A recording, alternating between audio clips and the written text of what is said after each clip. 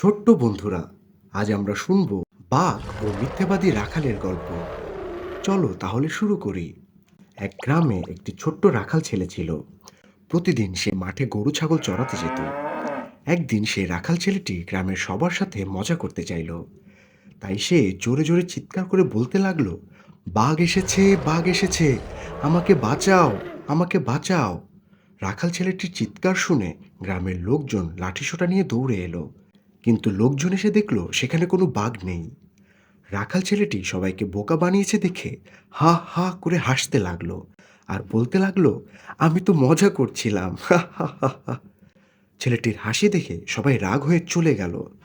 কিছুদিন পরে সেই রাখাল ছেলেটি আবার মজা করতে চাইলো।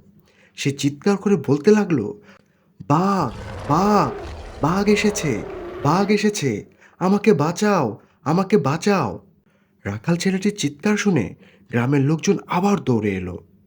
এবারও তারা দেখলো কোনো বাঘ নেই।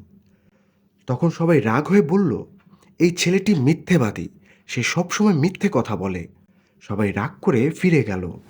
তারপর একদিন সত্যি সত্যি বাঘ এলো। সত্যিকারের বাঘকে দেখে ছেলেটি খুব ভয় পেয়ে চিৎকার করে বলতে লাগলো, বাঘ, বাঘ, বাঘ এসেছে, বাঁচাও, আমাকে বাঁচাও। কিন্তু এবার আর কেউ এলো না। সবাই ভাবলো ছেলেটি আবার মিথ্যা বলছে। তখন বাঘটি সত্যি সত্যি ছেলেটিকে মেরে চলে যায়। তো বন্ধুরা, এই গল্প থেকে আমরা শিখতে পাই সব সময় সত্যি কথা বলা উচিত। মিথ্যা বললে কেউ আর বিশ্বাস করে না।